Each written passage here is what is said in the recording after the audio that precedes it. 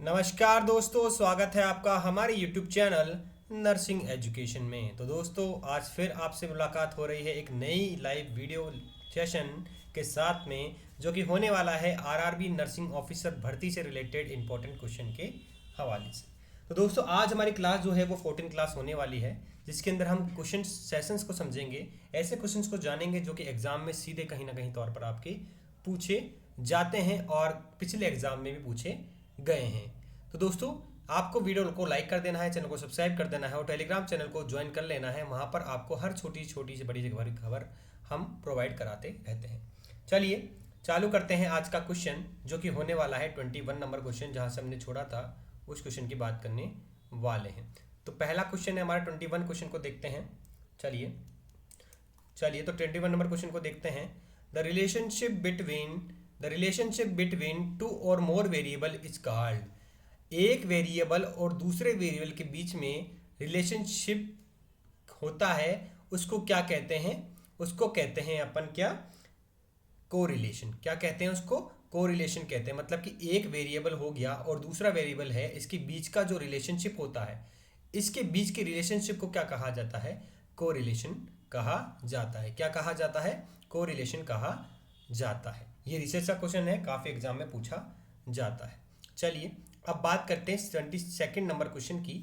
What percentage does burn genitalia constitute by the rule of 9। अगर मान लीजिए burn किसी पेशेंट को हुआ है, और कहाँ हुआ है? जेनेटेलिया में हुआ है। कहाँ हुआ है? जेनेटेलिया में हुआ है। तो जेनेटेलिया में हो रहा है तो उसको क्या मानते हैं? कितने परसेंट मानते हैं? तो आप सभी को पता है, जेनेटल्स अगर किसी पर्सन के बर्न हो जाते हैं तो उसका परसेंटेज अपन कितना रखते हैं? 1 रखते हैं। कितना रखते हैं? 1 रखते हैं। ये आपको पता होना चाहिए। हेड का बर्न की बात कर रहे हैं तो हेड पे भी 1 रखा जाता है, 8 रखा जाता है। और आपके लेग्स की बात करें तो 18% रखा जाएगा, ठीक है।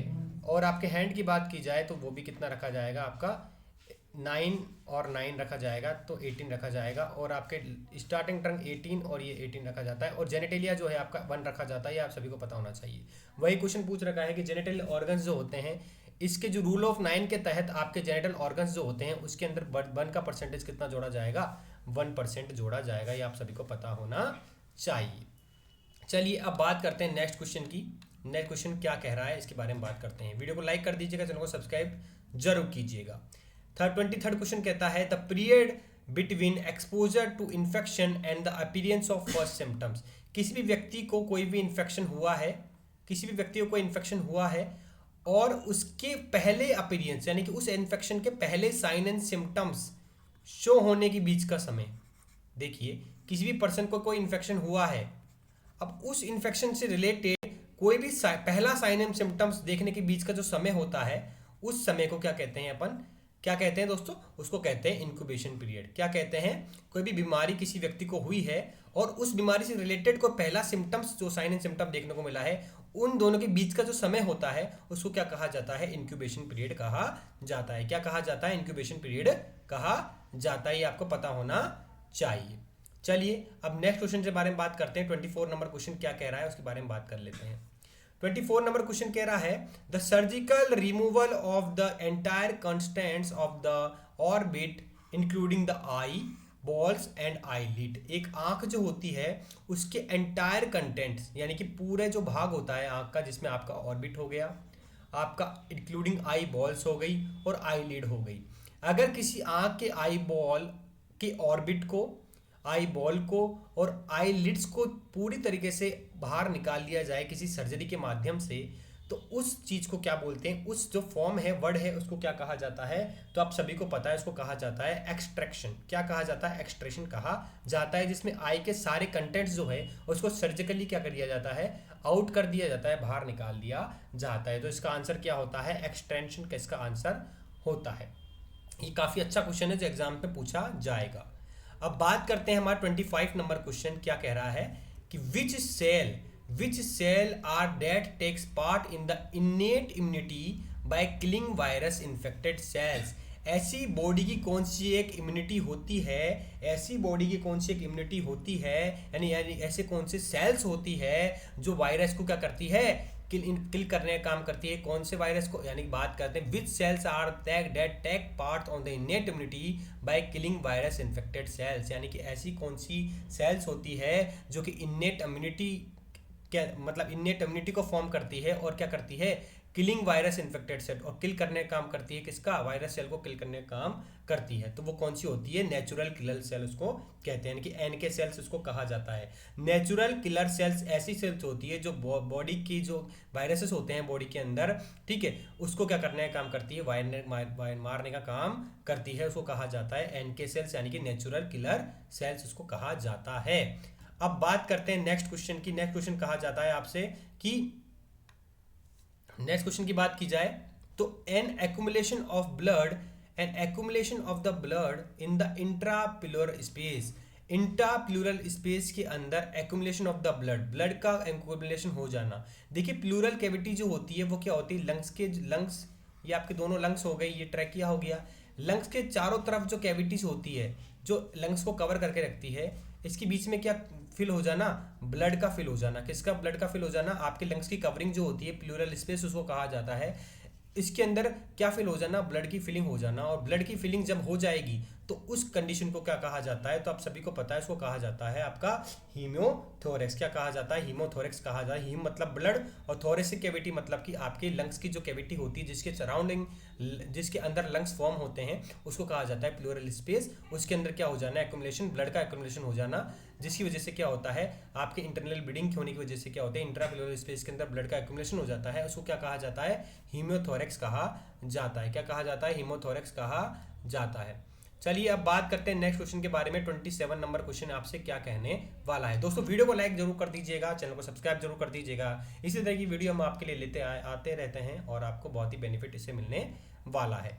अब बात करते हैं the most common hospital acquired infection कौन सा होता है। सबसे पहले जान लेते हैं कि हॉस्पिटल एक्वायर्ड इन्फेक्शन होता क्या है। देखिए कोई भी पर्सन आपके हॉस्पिटल के अंदर आता है, बीमार होता है, किसी उसको बीमारी रहती है, जैसे कि बात की जाए इसको डेंगू हो रहा है, डेंगू से वो एडमिट हुआ है, हॉस्पिटल के अंदर एडमिट हुआ है, ठीक है। अब हॉस्पिटल के अंदर एडमिट हुआ है तो उसको पहले कौन सी बीमारी थी, सिर्फ डेंगू ही बीमारी थी।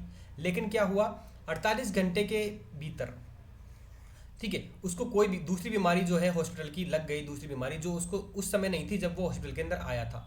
तो वो कौन से इन्फेक्शन होते हैं, वो होते हैं हॉस्पिटल एक्वायर्ड इन्फेक्शन, है कि हॉस्पिटल के अंदर होने की वजह से उस व्यक्ति को कोई दूसरी बीमारी और पकड़ लेती है, तो उसको कहा जाता है हॉस्पिटल एक्वायर्ड इन्फेक्शन। तो उसी से रिलेटेड क्वेश्चन पूछा गया है कि मोस्ट कॉमन हॉस्पिटल्स में रहने की वजह से बीमारी जो होती है, हॉस्पिटल से लगने वाली बीमारी कौन सी होती है, तो वही पूछा गया है। तो इसका आंसर क्या होना चाहिए, इसका आंसर होना चाहिए सीधे तौर पर ठीक है, यूट्राइन इन्फेक्शन, ठीक है, वो हो जाइए यूरिनरी ट्रैक्ट इन्फेक्शन होना चाहिए, यानी यूरिनरी ट्रैक्ट इन्फेक्शन होना चाहिए, यूरिनरी ट्रैक्ट इन्फेक्शन होना चाहिए। जैसे कि आप सभी को पता है हॉस्पिटल के अंदर जो आप काफ़ी समय तक अगर भर्ती रहते हैं तो देखिए आपके अंदर जो बात करते हैं भर्ती रहने की वजह से आपके, ठीक है, तो बाकी काफ़ी ज़्यादा जो भी हॉस्पिटल के अंदर इन्फेक्शन मरीज के अंदर होते हैं वो होते हैं पब्लिक टॉयलेट्स यूज़ करने की वजह से भी होते हैं, ठीक है। जैसे कि बात की जाए पब्लिक टॉयलेट करने की वजह से आपको हेपेटाइटिस हो सकता है, ठीक है, और काफ़ी जो बीमारियां हैं, ठीक है, वो भी हो सकती है। और बात करें बहुत सारे इन्फेक्शन जो हैं ऐसे देखे जाते हैं जो कि बहुत तरीके से यूरिनरी ट्रैक्ट इन्फेक्शन आपके अंदर देखने को मिलते हैं ऐसे पेशेंट के अंदर जो कि सीधे तौर पर हॉस्पिटल के अंदर भर्ती होता है। अब बात करते हैं कि नेक्स्ट क्वेश्चन आपसे रिलेटेड क्या पूछा जाता है, उसकी बात हम कर लेते हैं। चलिए देखिए इसको बहुत अच्छी तरीके से बताया गया है, इसको मैं आपको अच्छी तरह पढ़ा देता हूँ। देखिए कैथेटर जो भी होता है ना उससे भी हो जाते हैं इन्फेक्शन। हॉस्पिटल एक्वायर्ड इन्फेक्शन जो होते हैं वो कॉज की जाते हैं, वायरल हो सकता है, बैक्टीरियल हो सकता है, या फिर फंगल भी हो सकता है, या फिर किसी पैथोजन के कारण भी हो सकता है। मोस्ट कॉमन टाइप जो होता है उसका वो होता है ब्लड स्ट्रीम इन्फेक्शन, मतलब कि ब्लड के स्ट्रीम इन्फेक्शन, यानी कि कोई आपने किसी इन्फेक्टेड ब्लड आपको चढ़ा दिया गया है, या फिर कोई आपने नीडल प्रिक हो गया है तो ब्लड स्ट्रीम के अंदर आपके क्या हो गया है, इन्फेक्शन हो गया है। तो ब्लड स्ट्रीम इन्फेक्शन बहुत ज़्यादा मोस्ट कॉमन होता है। निमोनिया हो गया, यानी कि आप वेंटिलेटर पे काफ़ी समय तक रहे, ठीक है, उसकी वजह से वेंटिलेटर एसोसिएटेड निमोनिया आपको हो सकता है। यूरिनरी ट्रैक्ट इन्फेक्शन हो सकता है, जैसे कि सर्जिकल साइट इन्फेक्शन हो सकता है, यूरिनरी ट्रैक्ट इन्फेक्शन हो सकता है। ये सभी प्रकार के जो इन्फेक्शन होते हैं आपके, ये कैसे देखे जाते हैं, आपके HAI के अंदर काउंट होते हैं, यानी कि हॉस्पिटल एक्वायर्ड इन्फेक्शन के अंदर काउंट होते हैं। लेकिन मोस्ट कॉमन देखा जाए तो आपका कौन सा होता है, आपका होता है urinary tract infection most common देखा जाता है। वो किस वजह से हो सकता है, या तो आप पब्लिक टॉयलेट इस्तेमाल कर रहे हैं उस वजह से हो सकता है, या फिर आप कैथेटर मतलब कि कैथेटर का इस्तेमाल कर रहे हैं, तो कैथेटर लंबे समय तक अगर किसी पेशेंट को लगा हुआ है और आपने उसके बदला नहीं है उसको, या फिर यूरिनरी ब्रेक जो है उसको बदला नहीं है, तो उससे होने वाले इन्फेक्शंस भी आपके हो सकते हैं, जो कि सीधे तौर पर आपके अंदर एम्स के अंदर देखा जाता है, जो कि एम्स भोपाल 2018 के अंदर क्वेश्चन ये आया था कि most common hospital acquired infection कौन सा होता है, तो वो होता है आपका catheter associated urinary tract infection, या फिर यूटीआई भी उसको कहा जाता है। चलिए अब बात करते हैं नेक्स्ट क्वेश्चन की, the role of a nurse. चलिए बात करते हैं नेक्स्ट क्वेश्चन की, the role of a nurse in protecting patient human and legal rights.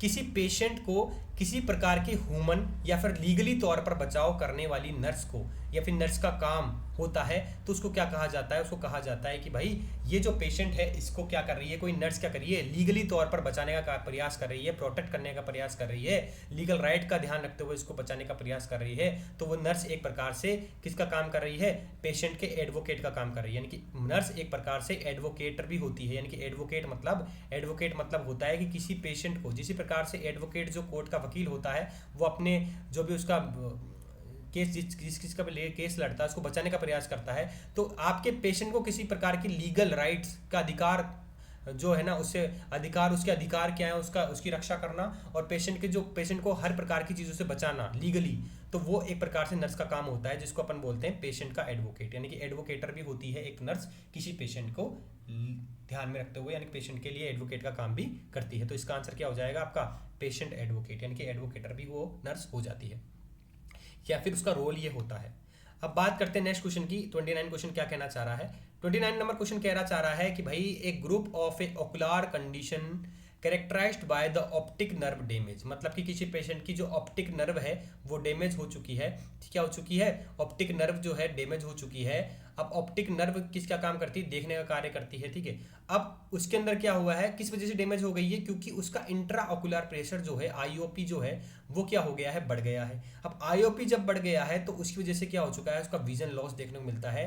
तो ऐसे पेशेंट जो होते हैं वो किस कारणवश उनका आईओपी बढ़ना मिलता है, यानी कि बढ़ा हुआ देखने को मिलता है, वो क्वेश्चन सीधे तौर पर पूछा गया है। तो आप सभी को पता है ग्लूकोमा जो होता है, ग्लूकोमा के अंदर क्या होता है, आईओपी क्या होता है, आपका बढ़ जाता है, इंट्राओकुलर प्रेशर जो है वो बढ़ जाता है, जिसकी वजह से क्या होता है, आपकी ऑर्बिटल केविटी जो है, आँख की केविटी जो होती है, इसके अंदर एक फ्लूइड होता है जो कहा जाता है एक्वस ह्यूमर फ्लूइड। क्या कहा जाता है, एक्वस ह्यूमर फ्लूइड कहा जाता है, जो कि आपकी आंखों को किसी प्रकार के एक्सीडेंट से या फिर किसी प्रकार के कोई प्रेशर से बचाने का काम करता है, और आंखों को लुब्रिकेशन काम भी कौन करता है, एक्वस ह्यूमर फ्लूइड करता है, ठीक है, एक्वस ह्यूमर फ्लूइड करता है। अब ये एक्वस ह्यूमर फ्लूइड अगर बढ़ जाता है बॉडी के अंदर, तो आंख की जो ऑर्बिटल कैविटी होती है इसके अंदर क्या होता है, प्रेशर पड़ने लगता है। अब प्रेशर पड़ने लगता है तो आंख के अंदर एक नर्व होती है जिसको कहा जाता है ऑप्टिक नर्व। क्या कहा जाता है, ऑप्टिक नर्व। अब अगर उसका प्रेशर पड़ा तो ऑप्टिक नर्व आपकी डैमेज हो जाएगी। अब डैमेज होने की वजह से क्या होता है, ऑप्टिक नर्व का काम होता है विजन का।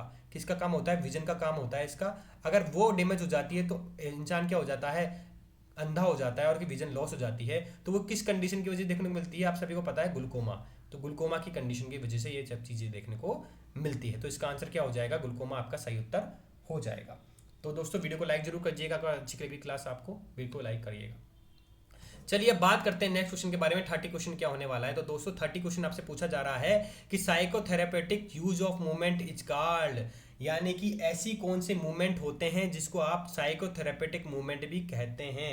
तो आप सभी को पता है कि डांस थेरेपी, अगर किसी पेशेंट को साइकोथेरेपी देनी है आपको, यानी कोई पेशेंट है जिसको साइकोथेरेपी देनी है, तो डांस थेरेपी एक प्रकार की ऐसी थेरेपी होती है जिसके अनुसार आप अपने पेशेंट को साइकोथेरेपी प्रोवाइड करा सकते हैं। क्योंकि दोस्तों डांस करने की वजह से आपके जो हाथ पैर और आपके बॉडी मूवमेंट, बॉडी का मूवमेंट होता है, और बॉडी का जितना ज़्यादा मूवमेंट होगा कंडीशन का, तो वो जो एरिया है, वो जो बॉडी का पार्ट है, वो उतना ही ज़्यादा क्या करेगा, जल्दी से काम करना चालू करता है, बहुत ज़्यादा उसका रिलीफ उसको मिलते हैं। इसलिए psychotherapeutic use of movement is called, क्या कहा जाता है, डांस थेरेपी जो होती है इसके अनुसार क्या कहा जाता है उसको, इसकी ये मदद करता है किसी पेशेंट में, कि जब किसी पेशेंट को साइकोथेरेपी की आवश्यकता है, क्योंकि इसके अंदर बॉडी का मूवमेंट बेसिकली तौर पर हर बॉडी के पार्ट का मूवमेंट होता है। तो इसका आंसर क्या हो जाएगा, डांस थेरेपी एक प्रकार की साइकोथेरेपी होती है जो कि यूज की जाती है पेशेंट्स के अंदर।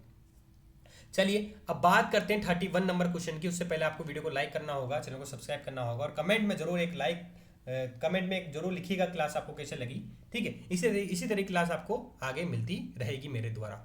अब बात करते हैं the drug used for the induction of labour. आप सभी को पता है लेबर का जो प्रोसेस होता है उसके अंदर यूट्राइन कॉन्ट्रैक्शन कराने के लिए आपको एक दवा की आवश्यकता होती है। किसकी आवश्यकता होती है? दवा की आवश्यकता होती है।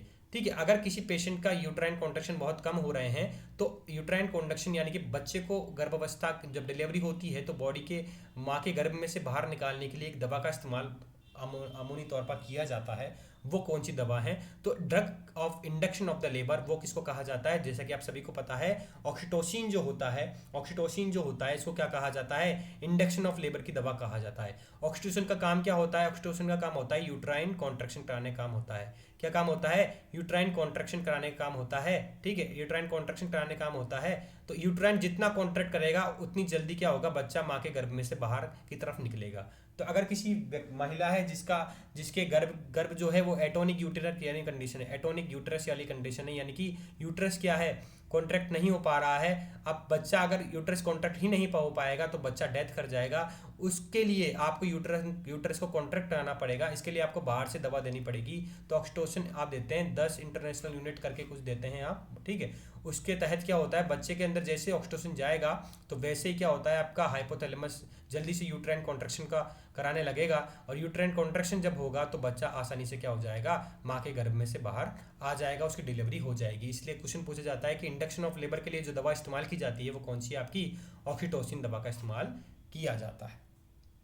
अब बात करते हैं नेक्स्ट का पूछा जाता है आपसे क्वेश्चन। नेक्स्ट आपसे क्वेश्चन पूछा जाएगा 32 नंबर क्वेश्चन पे चलते हैं कि sir the fifth vital sign is, जो फिफ्थ वाइटल साइन है वो कौन सा है? इसके बारे में बात करते हैं। सर आपने पता किया था कि आपका जो मेनली तौर पर बात की जाए TPR, ठीक है, वाइटल साइन, टेम्परेचर ले रहे हैं आप, पल्स ले रहे हैं, रेस्पिरेशन ले रहे हैं। ठीक है, तो ठीक है, अब फिफ्थ, ठीक है, अब BP भी एक होता है, TPR BP, ब्लड प्रेशर भी आप लेते हैं। ठीक है, टेम्परेचर हो गया, पल्स हो गया, रेस्पिरेशन हो गया, ब्लड प्रेशर भी हो गया। पांचवा कौन सा आ गया सर? ये पांचवा किस प्रकार का वाइटल साइन होता है? तो देखिए दोस्तों, इसके अंदर जो इंपॉर्टेंट बात हमने बात की है कि जो पेन, आप पेन को भी क्या करते हैं? फिफ्थ वाइटल साइन के अंदर लेते हैं, काउंट करते हैं। क्योंकि अगर किसी पेशेंट के आपने टेम्परेचर ले लिया है, ठीक है, पल्स भी ले लिया है, रेस्पिरेशन भी ले लिया है, BP भी ले लिया है, लेकिन उस इंसान को अगर दर्द हो रहा है, पेन हो रहा है, तो पेन को नापने की कोई भी मशीन नहीं होती है, पेन को मेजरमेंट करने की मशीन नहीं होती है। बेसिकली पेन को नापने के लिए आप रिक्टर स्केल्स होते हैं, पेन स्केल होते हैं बहुत सारे। ठीक है, ठीक है, पेन के स्केल होते हैं, तो उसकी सहायता से आप क्या कर सकते हैं? पेन को नाप सकते हैं कि किस इंटेंसिटी का पेन है, उसको नाप सकते हैं। तो उसका फिफ्थ वाइटल साइन आप कौन सा देखते हैं? बेसिकली तो पेन को आप फिफ्थ वाइटल साइन के तौर पर लेते हैं। तो ये समझ में आया आपको? चलिए अब आगे बात करते हैं 33 नंबर क्वेश्चन की। 33 नंबर क्वेश्चन आपसे क्या पूछना चाह रहा है उसकी बात हम कर लेते हैं। The extract return report of conversation between the nurse and the patient. Nurse के और पेशेंट के बीच में जो भी वार्तालाप हो रहे हैं, बातें हो रही है, कन्वर्सेशन हो रहा है, ठीक है, इसको आप एक किसी चीज के अंदर लिखते हैं, उसको क्या कहा जाता है? तो आप सभी को पता है, अगर किसी पेशेंट, कोई नर्स है वो किसी पेशेंट से सवाल जवाब कर रही है तो उसको रिटर्न रिपोर्ट के अंदर आपको लिखना होता है। तो वो कन्वर्सेशन को अगर किसी पेशेंट को आप लिख रहे हैं तो उस रिकॉर्ड को आप क्या कहते हैं? प्रोसेस रिकॉर्ड उसको कहा जाता है। क्या कहा जाता है? उसको प्रोसेस रिकॉर्ड कहा जाता है। यानी कि इसके अंदर जो भी चीज़ें हैं जो पेशेंट नर्स को बता रहा है उसको रिटर्न फॉर्म में आप लिखते हैं, उसको क्या कहा जाता है? प्रोसेस रिकॉर्ड कहा जाता है। चलिए अब बात करते हैं नेक्स्ट क्वेश्चन की। नेक्स्ट क्वेश्चन आपसे क्या पूछा जाता है? अब नेक्स्ट क्वेश्चन पूछा जा रहा है आपसे, the innermost layer of the heart की इनर मोस्ट लेयर कौन सी होती है? तो आप सभी को पता होना चाहिए 3 लेयर आपकी बेसिकली हर्ट की होती है। ठीक है, तो सबसे पहली लेयर जो होती है वो कौन सी होती है आपकी? सबसे पहली लेयर जो इनर लेयर होती है वो होती है आपकी एंडोकार्डियम। कौन सी होती है? एंडोकार्डियम। उससे ऊपर जो लेयर होती है वो होती है आपकी कौन सी? मायोकार्डियम, जो मिडिल लेयर कहते हैं। ठीक है, और सबसे ऊपर वाली लेयर जो होती है उसको कहा जाता है पेरिकार्डियम। ठीक है, इस तरीके से आपकी हर्ट की लेयर होती है। सबसे इनर मोस्ट लेयर एंडोकार्डियम हो गई, मिडिल लेयर जो हर्ट की होती है वो मायोकार्डियम होती है, और पेरिकार्डियम जो होती है वो अपर मोस्ट लेयर होती है हर्ट की। तो आप सभी को पता होना चाहिए कि आपकी जो इनर मोस्ट लेयर जो होती है हर्ट की वो क्या होती है? आपकी एंडोकार्डियम होती है। कौन सी होती है? एंडोकार्डियम होती है। चलिए अब बात करते हैं नेक्स्ट क्वेश्चन की। 35 नंबर क्वेश्चन आपसे क्या कहना चाह रहा है? During the implementation of phase of nursing process a nurse needs to complete competent individual following skills. जब भी आप नर्सिंग प्रोसेस को इम्प्लीमेंट कर रहे हैं, कोई भी नर्स की जो नर्सिंग प्रोसेस के अनुसार कोई भी आप इम्प्लीमेंटेशन कर रहे हैं, नर्सिंग प्रोसेस को इम्प्लीमेंटेशन कर रहे हैं, तो nurse need to be competent which of the following skill. तो नर्सिंग ऑफिसर के अंदर किस प्रकार की स्किल्स होनी चाहिए, आपको पता होना चाहिए। तो जब भी आप नर्सिंग ऑफिसर, जब भी कोई नर्सिंग प्रोसेस आप कर रहे हैं, इंप्लीमेंट कर रहे हैं किसी पेशेंट के ऊपर, कभी नर्सिंग प्रोसेस के अंदर इंप्लीमेंटेशन एक प्रोसेस होता है, तो जब भी आप किसी चीज़ का नर्सिंग प्रोसेस के अंदर इंप्लीमेंटेशन कर रहे हैं किसी चीज़ का, तो नर्स का फॉलोइंग स्किल्स कौन सी होनी चाहिए नर्स की? तो नर्स की फॉलोइंग स्किल होनी चाहिए कि आपके नर्स के अंदर कॉग्निटिव स्किल्स भी होनी चाहिए, नर्स के अंदर इंटरपर्सनल स्किल्स भी होनी चाहिए और साइकोमोटर स्किल्स भी होनी चाहिए। जो नर्स होती है वो प्रैक्टिकल तौर पर अच्छी होनी चाहिए, ठीक है। और नर्स जो होती है वो आपकी इंटरपर्सनल जो कम्युनिकेशन स्किल्स भी इसका अच्छा होना चाहिए और कॉग्निटिव स्किल भी अच्छी होनी चाहिए, यानी कि जो भी वो कार्य कर रही है उसको पता होना चाहिए कि ये जो चीज़ वो कर रही है, जो भी प्रोसेस वो कर रही है वो किस चीज़ के लिए है, तो उसको कॉग्निटिव स्किल्स भी बहुत अच्छी उसकी होनी चाहिए। तो तमाम प्रकार की जो भी स्किल्स जो हैं ये आवश्यक होती है इस पेशेंट के लिए, अच्छे भलाई के लिए। जब भी आप नर्सिंग प्रोसेस कर रहे हैं तो नर्स का ये सभी स्किल्स के अंदर परिपक्व होना बहुत ज़्यादा आवश्यक होता है। तो चलिए अब बात करते हैं आपका नेक्स्ट क्वेश्चन की।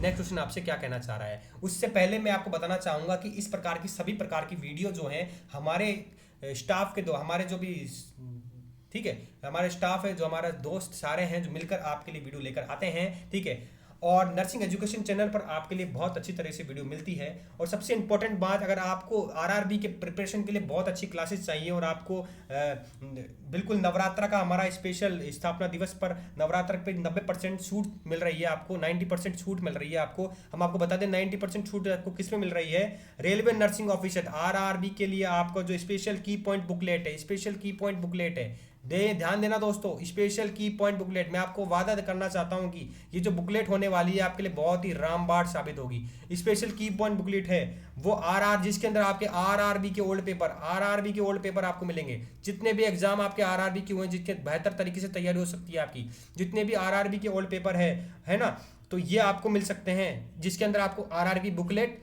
स्पेशल की पॉइंट बुकलेट, जो सभी प्रकार के एग्जाम्स के अंदर आपके, चाहे नॉर्सेट हो, एसजीपीजीआई हो, आरआरबी हो, डीएसएसबी हो, सभी प्रकार के नर्सिंग ऑफिसर, जितने भी भारत देश के अंदर पूछे जाने वाले नर्सिंग ऑफिसर के एग्जाम होते हैं उसके लिए अंदर बुकलेट इस्तेमाल की जाती है वो। और साथ में आपको मिल रहा है क्या, आज का रामबाण आरआरबी ओल्ड पेपर, ये भी आपको मिल रहा है। और मात्र कितने रुपए मिल रहा है, 250 रुपए में। लेकिन अगर आप जल्दी से आज 2 दिन के अंदर, 2 दिन के भीतर अगर आप रिप्लाई कर देते हैं, व्हाट्सएप चैनल हमारा क्या है आप नोट कर लीजिए, 9351609780। सिर्फ 2 दिन का आपको चांस है, 2 दिन के अंदर अंदर आपने अगर इस मैसेज पर इस पे मैसेज कर अगर ले लिया तो आपको जो सीधे तौर पर ये मिलेगा वो कितने का मिलेगा आपको, 150। कितने का मिलेगा, 150 रुपये में आपको दोनों चीज़ें मिल जाएगी जो आपके हर एग्जाम के अंदर आपको काम में लिया जाएगा। तो ये आपको ध्यान में रखना है। 150 रुपये में कुछ नहीं मिलता है आजकल दोस्तों, 150 रुपये में कुछ नहीं मिलता है। 150 रुपये में हमको क्या मिल रहा है, स्पेशल की पॉइंट बुकलेट और आरआरबी के सारे ओल्ड पेपर। तो आपको इसको भी कर लेना है।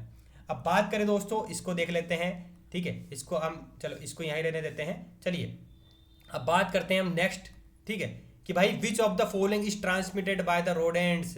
रोडेंट के द्वारा क्या ट्रांसमिट होता है दोस्तों, तो आप सभी को पता है रोडेंट किसको कहा जाता है, ये आपको पता होना चाहिए, बताता हूं अभी आपको। रोडेंट्स जो होता है वो होते हैं आपके चूहे होते हैं ना, रेट को भी कहा जाता है, रोडेंट कहा जाता है। तो रोडेंट किसके द्वारा फैलता है, तो रोडेंट के द्वारा जो वायरस फैलता है वो होता है आपका क्या, इबोला वायरस। क्या होता है, इबोला वायरस। इबोला वायरस जो है वो रोडेंट के द्वारा फैलता है, यानी कि ऐसे जानवर जो कि जैसे गिलहरी हो गया, चूहे हो गया, इसको रोडेंट कहा जाता है। तो इसका आंसर क्या हो जाता है, रोडेंट्स कहा जाता है। रोडेंट से ट्रांसमिट होने वाली बीमारी वो इबोला वायरस कहलाती है। चलिए अब बात करते हैं, 3 क्वेश्चन और बचे हैं दोस्तों, 3 क्वेश्चन और बचे हैं, इसके बारे में बात करते हैं। Which mode of the inheritance is found in the cystic fibrosis. Cystic fibrosis किसकी वजह से मिलता है, अगर आपके ये एक प्रकार की ऑटोसोमल डिसीज होती है, जिसके अंदर क्या होता है, आपकी ऑटोसोमल रिसेसिव डिसीज होती है। ऑटोसोमल रिसेसिव डिसीज होती है जिसके अंदर क्या होता है, सिस्टिक फाइब्रोसिस के अंदर जो आपके बात की जाए इनहेरिटेंस, यानी कि आपके माता पिता से मिलती है आपको, ठीक है। तो इसके अंदर क्या ऑटोसोमल रिसेसिव डिसीज होती है सिस्टिक फाइब्रोसिस, ये आपको ध्यान में होना चाहिए। ये आपके बारे में पूरी क्लास लेके आएंगे जिसके अंदर पूरा आपको सिस्टिक फाइब्रोसिस बताएंगे। फिलहाल अभी समय की कमी की वजह से हम इसको आगे बढ़ा रहे हैं। अब बात करते हैं next.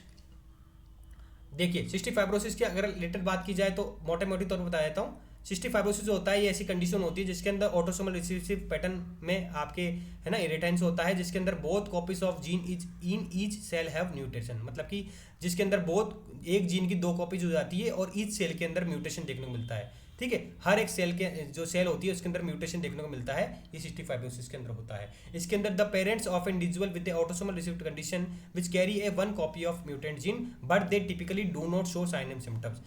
The parents of an individual with the autosomal recessive condition each carry 1 copy, यानी कि हर एक पेरेंट जो होता है वो एक कॉपी म्यूटेटेड जीन का लेता है। तो ऐसे मेल और फीमेल के कितने हो गए, 2 कॉपी हो गए। तो लेकिन ये कभी कभी तो साइन एंड सिम्टम्स शो भी करते हैं और कभी कभी नहीं भी करते हैं, ठीक है, ये आपको पता होना चाहिए। अब बात करते हैं आज का 38 number question, which is the perception disorder. Perception disorder किसको कहा जाता है? परसेप्शन मतलब कि देखिए विच of the perception disorder, perception disorder को कहा जाता है, आप सभी पता है हेलुसिनेशन कहा जाता है। हेलुसिनेशन क्या होता है दोस्तों? देखिए बात की जाए परसेप्शन के डिसऑर्डर की तो 2 होते हैं, एक हेलुसिनेशन होता है, एक होता है आपका इल्यूजन। क्या होता है? एक हेलुसिनेशन होता है, परसेप्शन के 2 डिसऑर्डर होता है, एक होता है हेलुसिनेशन, एक होता है आपका इल्यूजन। हेलुसिनेशन में क्या होता है, सामने कोई भी नहीं है, सामने कुछ भी नहीं है, सामने कोई भी नहीं खड़ा है, लेकिन व्यक्ति को लगता है कि सामने क्या खड़ा है, कोई लड़की खड़ी है।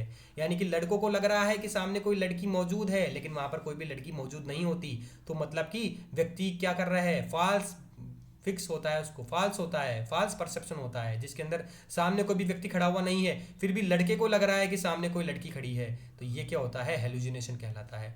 लेकिन अगर सामने कोई पुतला खड़ा हुआ है, कोई पुतला खड़ा हुआ है, ठीक है, सामने कोई पुतला खड़ा हुआ है जिसको बाल पहना दिए हैं, उसके कपड़े पहना दिए हैं और लड़के को लग रहा है कि नहीं ये तो लड़की खड़ी है, ये तो लड़की खड़ी है, लेकिन वो लड़की नहीं होती है। एग्जाम्पल बात की जाए, आपके कोई आपको रस्सी रखी हुई है सामने लेकिन इंसान को लग रहा है कि ये क्या है, सांप है, तो वो क्या है, इल्यूजन कहलाता है। क्या कहलाता है? इल्यूजन कहलाता है। तो आप समझ में आया आपको हेलुसिनेशन क्या होता है, इल्यूजन क्या होता है, इसके बारे में आपको समझ में आया कि नहीं आया, कमेंट करके जरूर बताएं।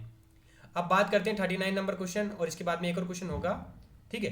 Which is the most important drug for treatment of organophosphate poisoning. मान लो किसी व्यक्ति ने कुछ भी पी लिया, खा लिया, ऑर्गेनोफॉस्फेट ले लिया, ठीक है, तो उसका ट्रीटमेंट क्या है? देखिए दोस्तों, आप सभी को पता होना चाहिए कि आप कोई भी चीज़ खा लेते हैं, ऑर्गेनोफॉस्फेट होता है जिसको अगर खा लेते हैं, कोई लड़कियां हैं, कुछ लोग हैं, लड़के हैं, सुसाइड के लिए क्या करते हैं, ऑर्गेनोफॉस्फेट को खा लेते हैं। अगर इसकी पॉइजनिंग हो गई है तो ठीक है, तो इसका क्या होता है, एक वो होता है एट्रोपिन सल्फेट, इसको ठीक करने के लिए, ठीक है, इंपॉर्टेंट ड्रग होती है आपकी, वो होती है आपकी एट्रोपिन सल्फेट। क्या होती है? Atropine sulphate. वो कब इस्तेमाल में की जाती है? जब किसी पेशेंट को क्या हुआ है, ऑर्गेनोफॉस्फेट का क्या हुआ है, पॉइजनिंग हो गई है। तो उसका एंटीडोट का काम बेसिकली करेगी आपका एट्रोपिन सल्फेट, ये आपको पता होना चाहिए। अब बात करते हैं आज के आखिरी क्वेश्चन की, the overall plan of blueprint of answering the research question.